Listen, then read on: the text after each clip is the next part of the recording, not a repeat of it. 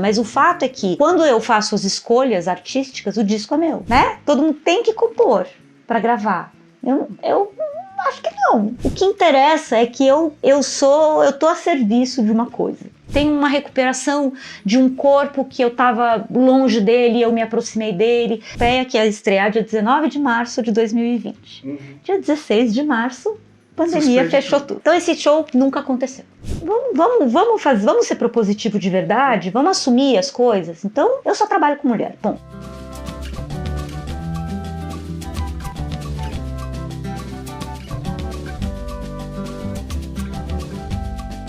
Olá, eu sou Zé Guilherme e você está aqui comigo no canal Entre E-mails, um canal de entrevista com novidades toda quarta-feira às 19 horas. Toda quarta-feira uma entrevista nova, com uma personalidade nova, com assuntos interessantes e ricos. Um papo leve, informal e, por que não, divertido.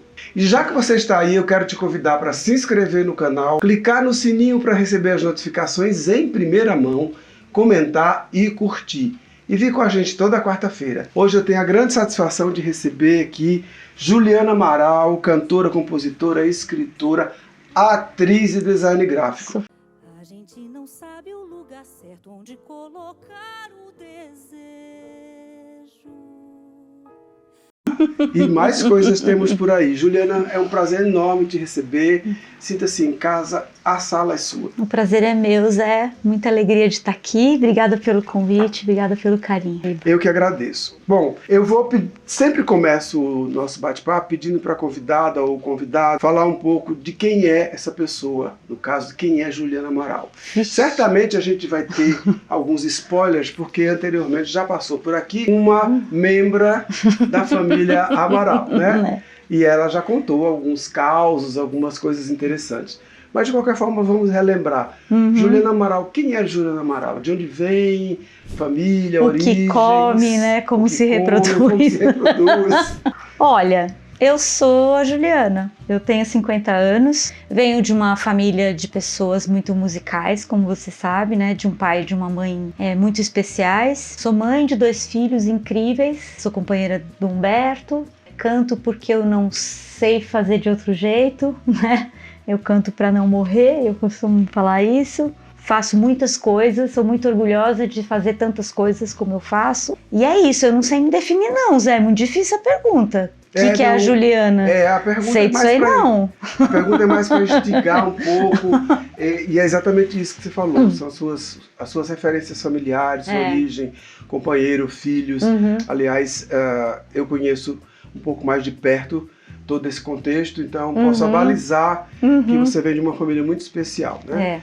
A gente tem aí nessa família alguns artistas mais, digamos assim, com mais proximidade da gente, né? Que é o caso da Ana Luísa, que é sua irmã, cantora, compositora, escritora. O João Paulo, que é um instrumentista fantástico, também compositor, cantor, canta lindamente. E como a gente estava comentando um pouquinho antes, o seu pai, que também canta, a sua mãe, que é uma figura especial, uma pessoa muito carinhosa e calorosa, fora os outros membros da família, seu avô, de quem eu tive a honra de gravar uma letra, e por aí vai.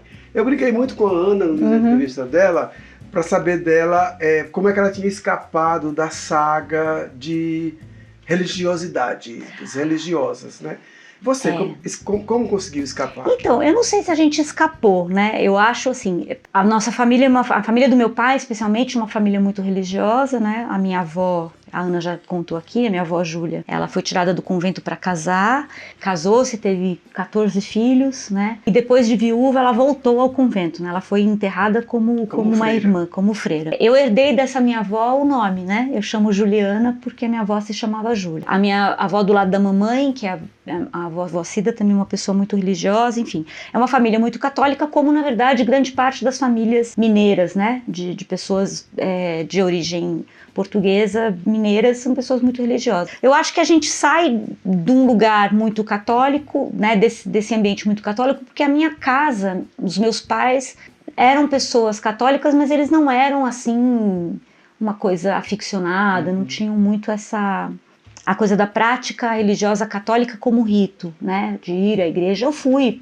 fiz primeira comunhão, né, uma coisa, mas assim, A religiosidade, na verdade, ela acho que vem mais de um entendimento, de uma visão de mundo, né? De um entendimento de um mundo que passa um pouco, atravessa um pouco a materialidade e esbarra em questões que a gente talvez não explique, ou talvez que a gente não veja, mas que a gente pressente, a gente sente, né? Eu hoje sou uma pessoa religiosa, sou da Umbanda, pratico, né, posso dizer que sou alguém que sou religiosa nesse sentido, e acho que tá tudo certo, assim, isso para mim é muito natural. Na verdade, toda vez que me perguntam isso, assim, eu tenho fé dogmática, sabe? Uhum. Tipo, eu não tenho muitas questões com isso, sabe? Do tipo, será que existe Deus? Será que existe vida após a morte? Isso pra mim não tem nenhuma importância, porque pra mim é tão obviamente que sim. Tão posto, né? Tá tão posto que pra mim a única questão é de que jeito que eu vou viver isso na minha vida, né? E eu me encontrei com a Umbanda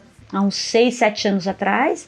Eu já namorava um pouco isso, né? Porque, enfim, como eu canto música brasileira desde que me conheço por gente, né? E me mergulhei durante bastante tempo no universo do samba, as questões da nossa origem afro-brasileira, né? E ameríndia, tá sempre posta, foi sempre colocada para mim como também uma necessidade de aproximação.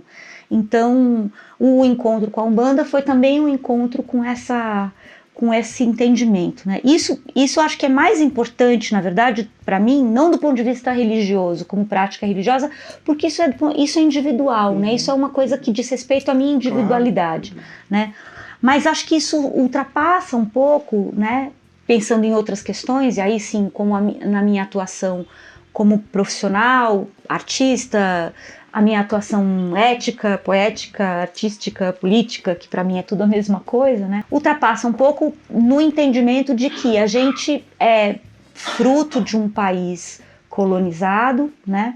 Colonizado por uma nação europeia e, portanto, colonizado por uma epistemologia eurocêntrica e cristã, né?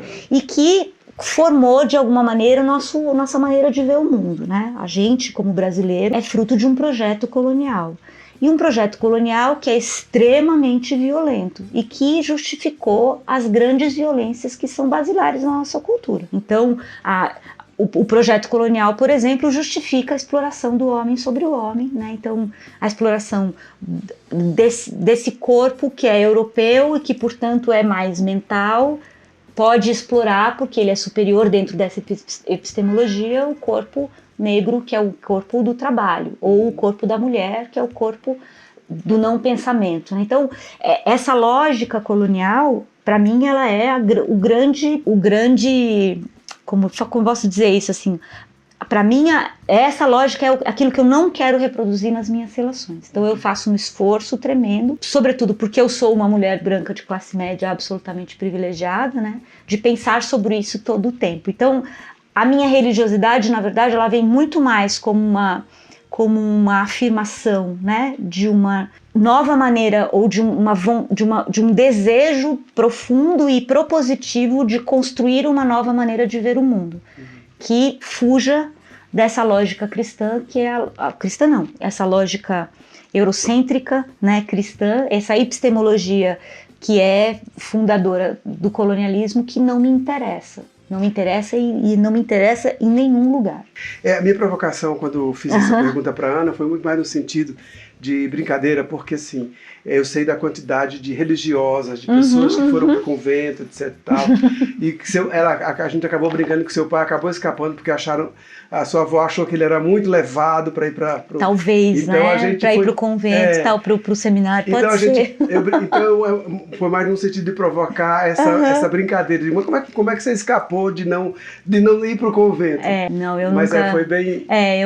eu nunca pensei sobre isso. Não, realmente esse pensamento não passou pela minha cabeça. Eu nunca fiquei preocupada de ser vocacionada, né? Porque tinha isso, né? Será que eu sou vocacionada? Eu acho que eu já sabia que eu não era vocacionada, não. Bom, não foi vocacionada para o serviço religioso, mas em compensação foi vocacionada para o serviço artístico. E aí a gente pode começar falando, só para situar as pessoas, que você tem 5 discos gravados, se eu não perdi a conta. Eu tenho 5 discos, de verdade. O primeiro é o Águas Daqui, que foi produzido pelo Luiz Felipe Gama. É um disco de 2002, um disco que a capa dele diz muito sobre ele, é um disco muito vermelho, é um disco muito cheio, muito intenso e um disco de início de carreira, né? Um disco que aponta para muitos lados, que tem muitas possibilidades ali, né? Esse foi distribuído pela Lua? Foi feito pela Lua Music. Tá, foi esse? Você tem dois discos da Lua. Em 2007 eu lanço também pela Lua o Juliana Samba, que aí é um disco que eu pedi para o Moacir Luz produzir, porque eu estava muito interessada na poética do samba, um samba como esse universo poético. Então, quando eu chamei o Moacir Luz, ele obviamente levou esse disco para o Rio de Janeiro, não só porque a gente gravou lá, os músicos são de lá, mas porque também tem um repertório muito ligado ao samba do Rio de Janeiro. É um disco que eu também sou muito orgulhosa, mas é um disco que, por outro lado, tem muito pouco a minha cara. Até porque eu chamei o Moacir para produzir, e é um disco lindo. E eu gravei assim, os arranjos são do Paulo em 7 cordas, o Mauro Diniz grava cavaquinho, um disco que tem a nata dos Gleb e o Trambi que fazem as percussões, assim, é a banda do Zeca Pagodinho gravando meu disco, assim, foi, né, bem importante. Aí, em 2012, eu lanço o SMXLS, que é um disco lançado pelo selo Sesc. Dois corpos despencando da beirada da janela, ela matou ele matou ela. Aí sim, um disco que tem a minha direção musical, a minha direção artística, em parceria com Humberto Pio, que é meu companheiro de vida e também diretor artístico, diretor de arte dos meus espetáculos, que divide comigo as escolhas artísticas dos meus projetos, né? Esse disco já é um disco que tem muito a minha cara, é um disco mais paulista, então é um disco que são sambas feitos por não sambistas, então tem sambas do Tom Zé, sambas do Itamar Assunção, Fred 04, composições de contemporâneos meus, um disco de sonoridade vazia, porque muitas faixas sou eu e um instrumento, música do Maurício Pereira, enfim, é um disco que eu gosto demais. E por fim, o mais recente, que é o Açoite, gravado em 2016, que aí tem a direção musical do João Paulo, meu irmão, e é um disco calcado em cima da viola caipira, no entendimento, numa tentativa de compreender o desigual e combinado, que é uma maneira da gente entender também o Brasil, enfim. E agora, esse ano, eu lanço meu primeiro disco inteiro de músicas autorais, que vai se chamar Cartas de Marear, que tá sendo feito. Tá no projeto, tá no forno. Nem no forno ainda, tá na receita, estamos misturando os ingredientes. Bom, antes de passar adiante, eu queria puxar uma questão com você que eu acho muito importante. Eu tenho conversado com alguns colegas que vêm aqui, é que quando você diz assim, eu tenho 4 discos autorais e agora eu vou gravar um disco inteiramente autoral. Uhum. É o conceito de autoralidade. Ok. Que é uma coisa que eu tenho discutido bastante, porque as pessoas pensam em autoralidade. Disco autoral é aquele em que você é compositor de todas as faixas. Eu tenho discutido muito isso. Por que eu comecei a discutir essa questão? Porque há alguns anos atrás eu estava com um projeto, um disco novo, recém-lançado, e mandei para alguns lugares que eu sabia, né, eu já tinha conhecimento, de que o foco do trabalho deles eram discos autorais. E para mim todos os meus discos são autorais. Eu não consigo vê-los sem que eu seja o autor dele. Até porque quem escolheu o repertório, quem concebeu quais são os compositores, a regimentação, quem vai tocar, quem vai fazer capa, quem vai fazer isso, é um projeto inteiramente autoral. As canções podem não ser de minha autoria. Então esse conceito de autoralidade eu acho bem bacana e acho interessante que você traz ele agora dentro dessa mesma dimensão que eu penso. Sim. Então fala um pouco sobre essa questão do autoral. Então, é que assim, eu acho que a gente, Zé, assim, eu canto há 30 anos, né? Eu comecei a cantar no começo dos anos 90, né? Cantar profissionalmente, né? Vou fazer 50 anos, meu primeiro disco é de 2002, mas eu canto desde 95, 94. Essa geração que começou, e aí nesse momento da indústria do disco, é um momento importante, porque muitas coisas acontecendo ao mesmo tempo, né? Não existe mais vinil, existe o CD, os meios de produção começam a ficar mais barateados, então é isso, pequenos selos começam a surgir, a W surge, a gravadora Eldorado surge, depois vem as outras gravadoras, Lua Music, tarará, e a gente começou a ter possibilidade de gravar. E eu tô falando a gente quem? A gente intérprete, né? Eu, quando comecei a cantar, eu era intérprete, eu era cantora. Eu não era compositora. Primeiro porque não tinha essa necessidade, não tinha essa demanda pessoal. E segundo porque eu entendo que esse é um ofício autoral. Por quê? Porque quando eu canto, sou eu que canto, não sou outra pessoa, né? Para mim, quando eu penso em disco autoral, é um disco que tem a minha assinatura nas escolhas do repertório, na maneira de dizer, na narrativa que ele conduz, porque pelo menos os meus discos não são amontoados de canções, não são coleções de canções, eles são narrativas, eles são obras. Eles são obras com começo, meio e fim, em que a ordem interessa, em que a regimentação interessa, em que quem está tocando comigo interessa, né? Que tem um discurso ali, uma costura que perpassa esse projeto. Claro que lá em 2002 eu era muito jovem, ainda inventando as minhas coisas e tentando entender o que é isso, então ele tem uma dimensão nesse sentido da autoralidade que hoje os meus discos já tem outra, a gente muda. Sim. E os discos mudam. Graças a Deus. Graças a Deus. Então, mas a autoralidade, para mim, a autoria diz respeito às escolhas. Fui eu que escolhi. Eu gravei disco de outras pessoas, que eu considero que eles são os autores. Exatamente. Então, quando eu gravo um disco, por exemplo, gravo 2 ou 3 faixas de um disco do Rubens Nogueira, nosso querido amigo falecido, grandíssimo compositor, o disco é dele. Eu sou uma cantora convidada, então eu não considero um disco autoral meu. É um disco autoral dele. Composições dele. Quando eu gravo o disco da Estela do Patrocínio, que eu considero meu 5º disco já existente, Estela do Patrocínio é um projeto teatral meu, da Georgette Fadel, do Lincoln Antônio, do Ney Mesquita, que também morreu, falecido, e a gente gravou, é um espetáculo de teatro musical que a gente gravou como disco. Então ele não é só meu, ele tem outras pessoas e é um disco em cima da obra de uma pessoa que é a Estela do Patrocínio, nem vamos entrar porque a história é comprida, mas o fato é que quando eu faço as escolhas artísticas, o disco é meu como autora, né? Acho que nos anos de 2010 para cá, essa ideia de que todo cantor tem que também ser compositor virou uma verdade absoluta. E todo mundo virou compositor, né? Todo mundo tem que compor para gravar. Eu acho que não. Acho que não. Porque na verdade, Zé, me interessa muito pouco isso de ser do tanto que a gente é autor de uma... Porque na verdade a gente não quer muito autor de nada e a gente é tudo meio autor de tudo. Porque veja, o que interessa é que eu tô a serviço de uma coisa. Entendeu? Eu tô a serviço da canção. A canção pra mim é a minha grande... é onde eu me debruço. Eu sou devota da canção.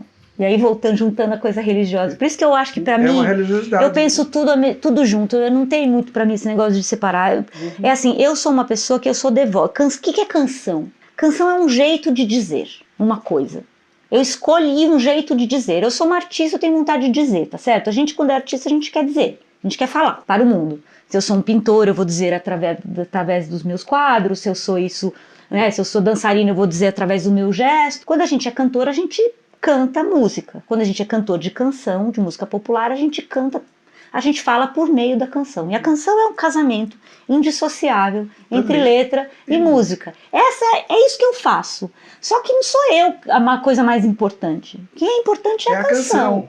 Então é isso. Então assim, se ela é minha, se ela não é minha, não faz muita grande diferença. Esse disco que vem agora, que eu tô falando que é o meu primeiro disco inteiro de canções minhas, isso é, na verdade, parte do que é essa obra. Que é uma obra, na verdade, ela é muito minha nesse caso, porque todas as composições vão ser feitas.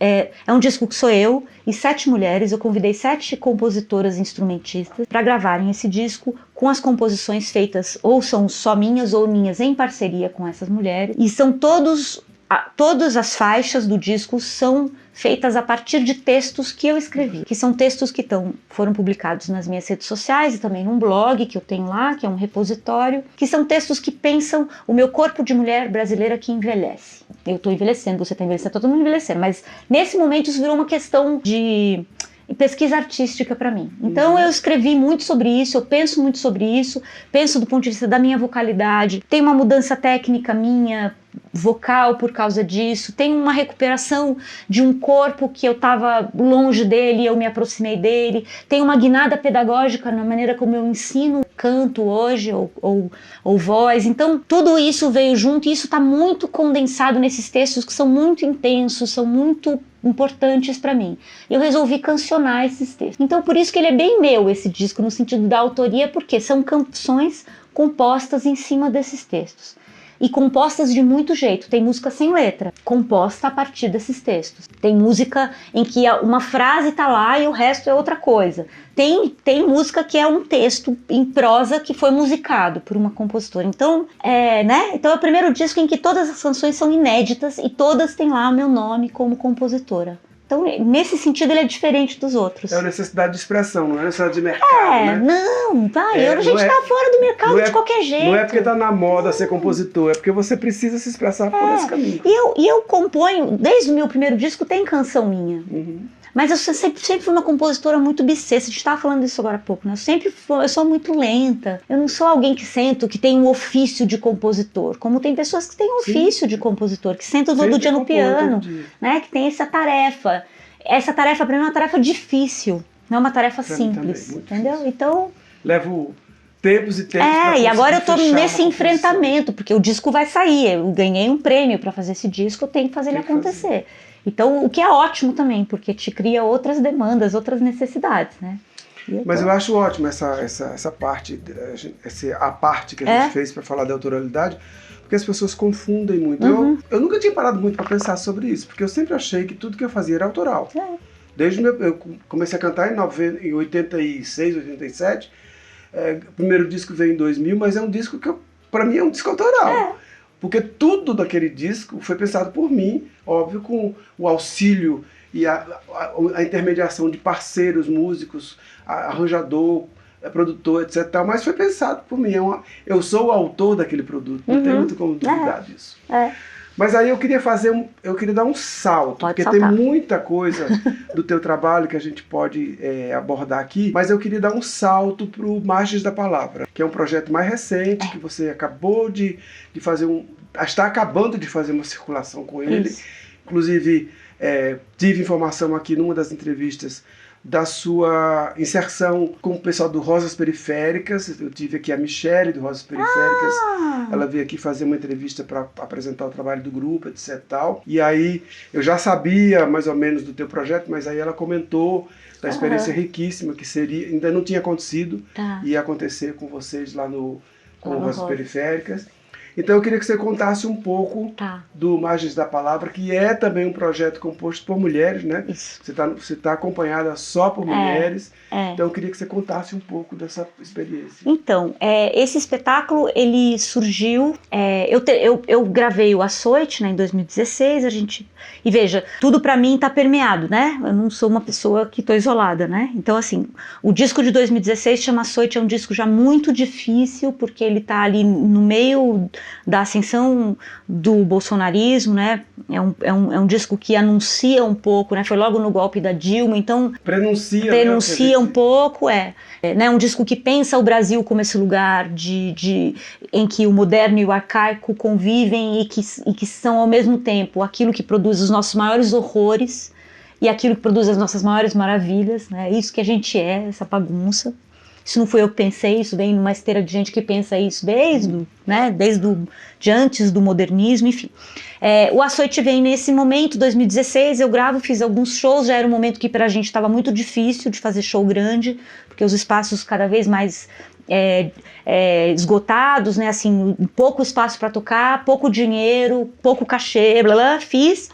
E aí, quando eu terminei um pouco de fazer o Açoite, eu comecei a pensar o que seria o meu novo projeto e pensei nessa ideia que vem muito de um texto da Eliane Brum, que saiu em 2018, chamado Doente de Brasil. É um texto logo que o Bolsonaro ganha a eleição e que fala da falência, a frase é quase literal dela, né?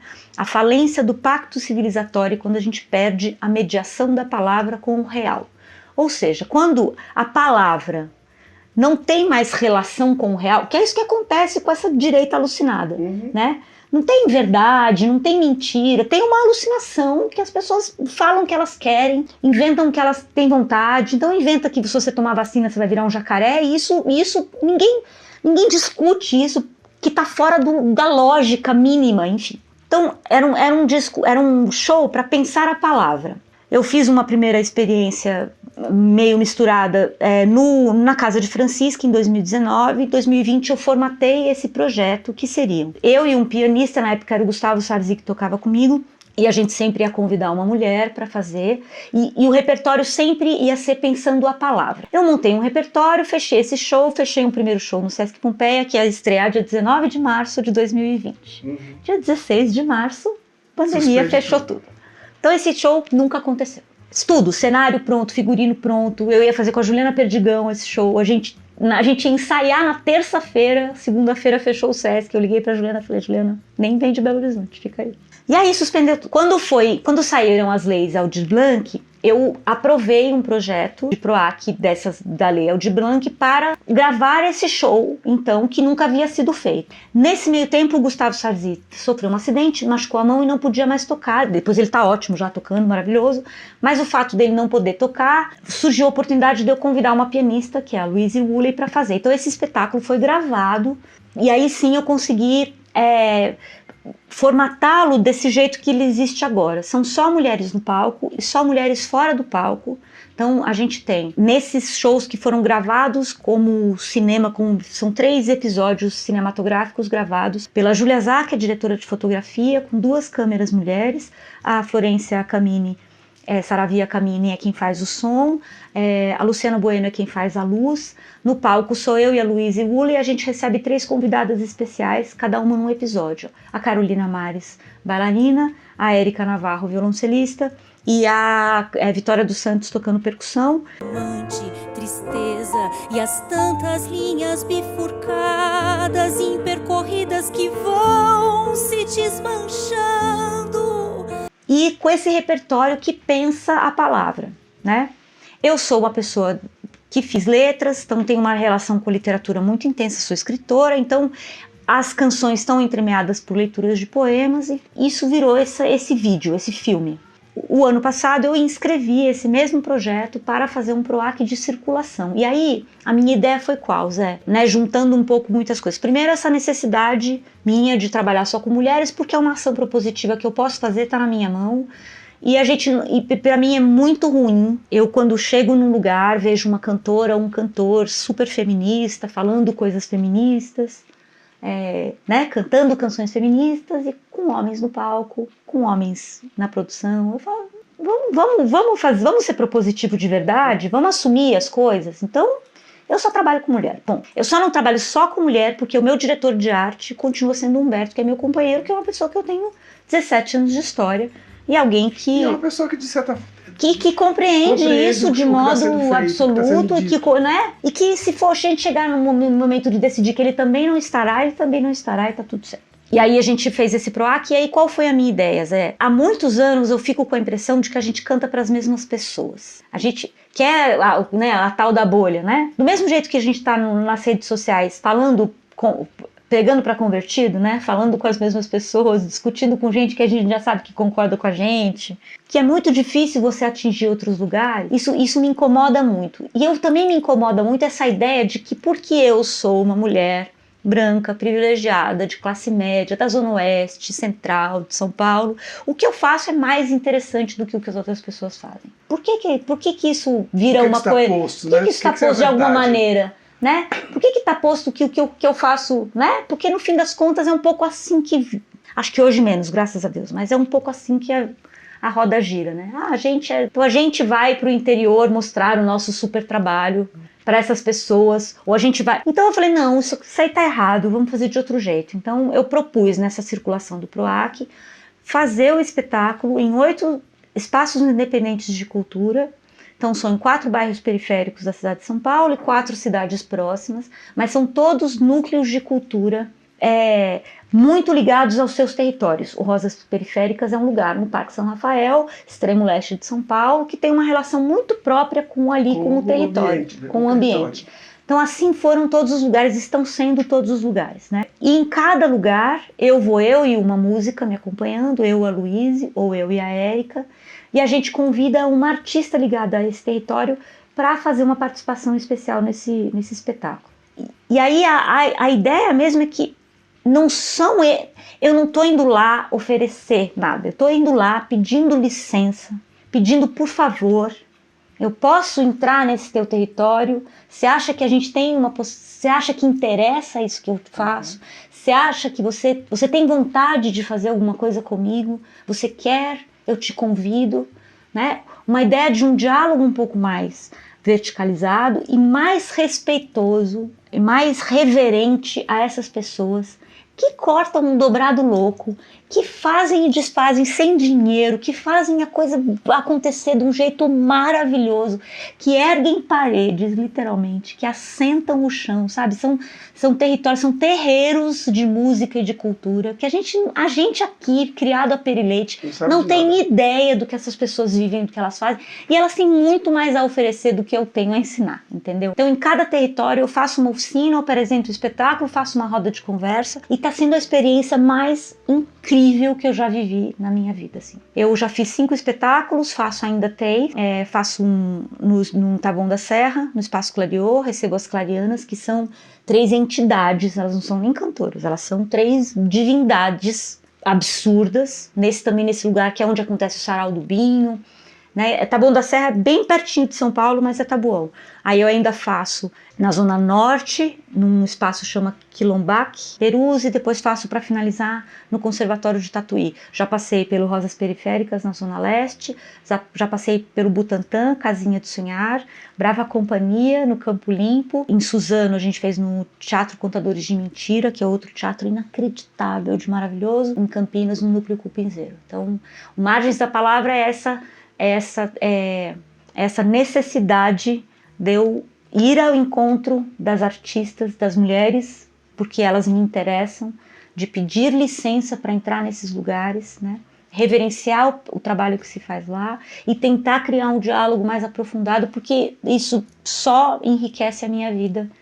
E acho que a troca daí é muito mais bonita, muito mais verdadeira e isso cria laços para diante, sabe? Então eu estou muito contente. Eu fico muito contente também porque quando eu tive contato com o trabalho, o Margens da Palavra, eu fiquei encantado com a proposta, enfim, com todo o zelo, todo o cuidado que você sempre tem com tudo que você faz. Desde que a gente se conheceu em 2000 e pouco, lá na Lua, né? Foi na época que eu estava lançando meu primeiro disco, você tinha acabado de lançar o seu primeiro.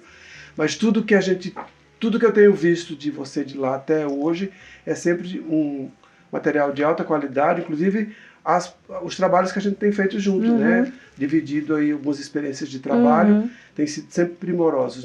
Nunca tenho tido necessidade de fazer reparos. É papo, bateu, já deu, tá lindo. Que bom. Fora essas questões que a gente abordou agora, nós teríamos aí espaço e necessidade de tempo para falar de outras vertentes suas. O trabalho como atriz, a participação em outros trabalhos de outros álbuns de outros colegas, o seu trabalho como design gráfica, etc, etc. Ou seja, teria pano para muito tricô, muita fofoca e trocar muita receita. De todo modo, eu fico muito feliz de a gente ter tido a oportunidade de conversar o tanto que a gente conversou aqui agora, hoje. Fico muito feliz com a tua disponibilidade, com a tua generosidade. Então, eu queria agradecer muito a tua participação e deixar o espaço aí para você comentar ou inserir alguma questão que eu não tenha tido tempo de abordar ou que você acha importante de mencionar nesse momento. Eu que te agradeço profundamente, Zé. Você é um valente, você é um fazedor de belezas, assim, é muito bom para mim estar aqui, muito obrigada. Eu não tenho mais nada para falar, não. Eu acho que a gente é teimoso, no fim das contas, né? Só o que a gente é muito teimoso, e isso faz com que a gente não descanse, né?